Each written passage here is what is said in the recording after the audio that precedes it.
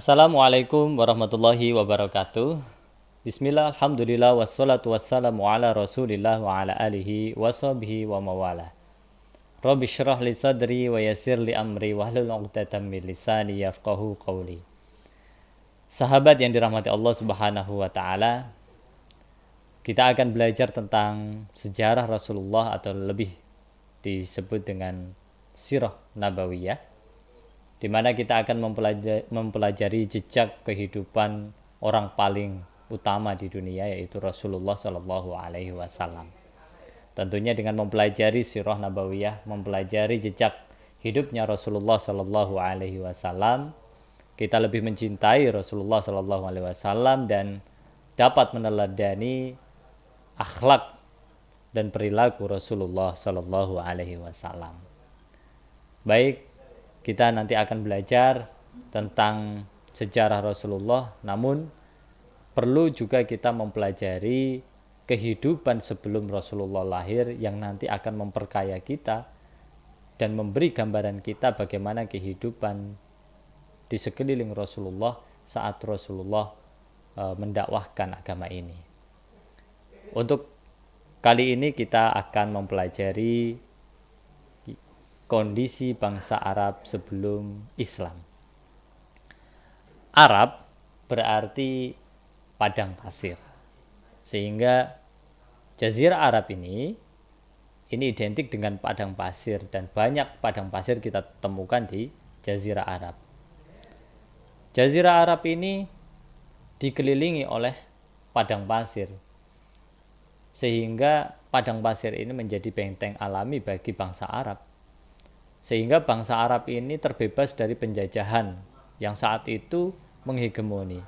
Ada dua bangsa besar, ada dua kerajaan besar, imperium besar waktu itu, yaitu Imperium Romawi dan Persia. Dua imperium itu menjajah banyak negara. Namun dengan kondisi letak geografis Jazirah Arab ini yang dikelilingi padang pasir, membuat satu kelebihan bangsa Arab ini, sehingga bangsa Arab terbebas dari penjajahan orang-orang kafir. Nah, itu secara geografis. Secara geografis ini sangat menguntungkan bagi orang-orang Arab. Kemudian bagaimana kondisi agama dulu sebelum Islam lahir, bahkan sebelum Rasulullah Shallallahu Alaihi Wasallam lahir? Dalam bukunya Rahiqul Maktum, Syekh Syafiur Rahman Mubarakfuri menyampaikan tentang kondisi agama sebelum Islam lahir di Arab. Pada mulanya bangsa Arab ini sebenarnya mayoritas menganut agama Ismail, yaitu agama tauhid yang diwariskan oleh bapaknya, yaitu Ibrahim alaihissalam. Namun di kemudian hari, waktu berjalan, terjadi penyimpangan-penyimpangan. Setidaknya dalam sejarah tercatat penyimpangan ini pada mulanya dilakukan oleh Amr bin Luhai. Amr bin Luhai ini dalam track recordnya ini adalah orang yang alim, orang yang peduli dengan agama, orang yang solih menurut kaumnya pada waktu itu, menurut orang-orang pada waktu itu. Nah, Amr bin Luhai ini singkat cerita melakukan perjalanan ke Syam, di mana kita tahu Syam ini adalah negerinya para nabi. Banyak nabi-nabi ini lahir di negara Syam ini. Nah, di perjalanannya di Syam ini, Amr bin Luhai ini menemukan kondisi masyarakat ini ternyata menyembah berhala. Amr bin Luhai ini berpikir bahwa Syam ini adalah negaranya para nabi. Maka dia berpikir berarti yang benar itu adalah menyembah berhala. Akhirnya Amr bin Luhai tertarik dengan penyembahan berhala ini, sehingga satu berhala itu diambil oleh Amr bin Luhai untuk dibawa ke Jazirah Arab.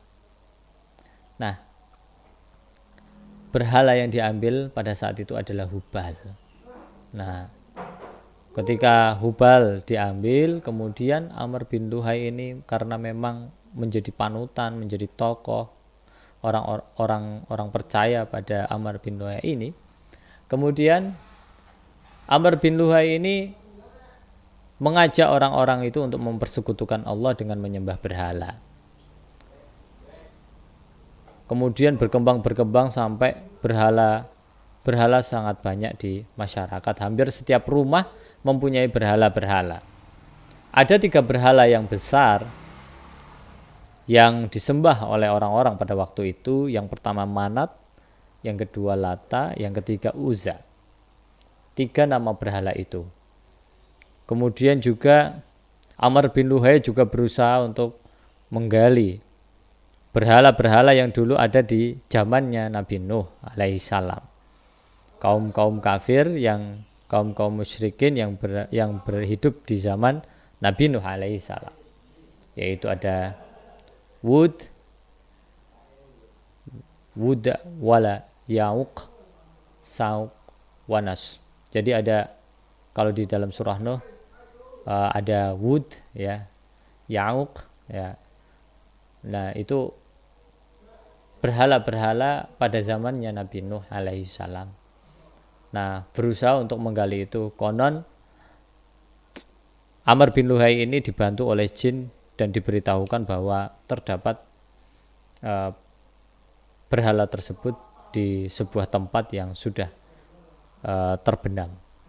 Nah, Amr bin Luhai ini menjadi tokoh yang mengubah masyarakat Arab ini menjadi penyembah berhala, menjadi orang-orang musyrikin. Kondisi yang seperti ini menjadi kondisi yang memprihatinkan, karena kemudian mereka mulai mengibadahi berhala-berhala itu. Perlu sahabat-sahabat ketahui ada beberapa hal cara mereka itu mengibadahi berhala-berhalanya, berhala-berhala yang mereka punya itu. Yang pertama, dengan mengorbankan hewan sesembelihan. Mereka mengorbankan hewan sesembelihan untuk dipersembahkan kepada berhala-berhala ini. Mungkin juga kita mendapati di sekitar kita budaya-budaya yang menyembelih hewan untuk diberikan kepada leluhur. Nah, ini tentu bukan budaya Islami. Itu ternyata juga dilakukan oleh orang-orang sebelum Rasulullah SAW lahir. Itu satu, menyembelih berhala. Yang kedua, menyembelih hewan untuk berhala. Yang kedua, yaitu mereka bertawaf mengelilingi berhala-berhala itu. Penyembahan mereka dalam bentuk mereka bertawaf, bahkan mereka berhaji.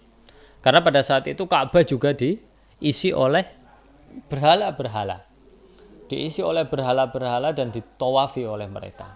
Itu 2 bentuk penyembahan mereka. Bentuk yang ketiga, mereka menyisihkan sebagian makanan untuk berhala-berhala itu. Boleh jadi kita juga mendapati di sekitar kita ada orang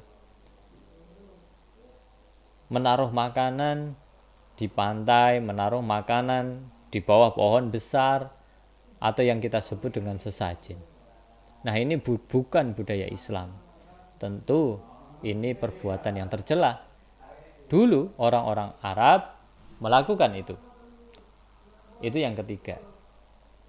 Yang keempat, mereka biasa bernazar dengan mengorbankan sesuatu. Bisa dalam bentuk makanan, bisa dalam bentuk penyembelihan. Misalnya mereka menginginkan sesuatu, kemudian mereka bernazar. Nah, bernazar kemudian mereka akan melakukan nazar itu untuk berhala-berhala itu. Kehidupan yang berubah, yang dulunya Jazirah Arab ini menganut agama Ismail, kemudian berubah menjadi penganut penyembah berhala. Sebuah penyelewengan yang terjadi masif di bangsa Arab ini. Walaupun sisa-sisa agama Ismail ini masih ada. Sehingga nanti kita melihat di episode berikutnya, nanti kita akan melihat bagaimana Rasulullah Shallallahu Alaihi Wasallam hadir untuk memperbaiki agama bangsa Arab ini. Secara perekonomian dan secara politik, bangsa Arab mempunyai tata perekonomian dan tata perpolitikan juga. Mereka sudah mapan juga dalam hal itu. Mereka punya tatanan-tatanan sosial yang berlaku di tengah-tengah bangsa Arab. Jadi secara agama seperti itu, secara geografis mereka dikelilingi padang pasir. Secara tata politik mereka mempunyai aturan-aturan yang mereka sepakati tentunya. Jadi itu sekilas tentang kondisi bangsa Arab. Yang paling penting poinnya adalah terjadi penyelewengan tauhid, penyelewengan agama, dari mulai agama tauhid menjadi penyembahan berhala. Nah, ini awal mula penyebab Islam ini turun untuk memperbaiki semuanya, karena terjadi penyelewengan tauhid ini. Nah, sahabat sekalian yang dirahmati Allah Subhanahu wa taala, demikian episode tentang bangsa Arab sebelum Islam. Semoga bermanfaat, semoga bisa diambil hikmahnya. Jika ada salah ini dari keterbatasan saya sendiri, tetap bersemangat untuk mempelajari kehidupan Rasulullah, untuk meneladani akhlak dan perilaku Rasulullah SAW, sehingga kita menjadi umat-umat beliau yang istiqomah menjalankan perintah-perintah Allah, menjauhi segala larangan Allah, dan senantiasa mencontoh kehidupan Rasulullah SAW. Demikian akhir kata. Assalamualaikum warahmatullahi wabarakatuh.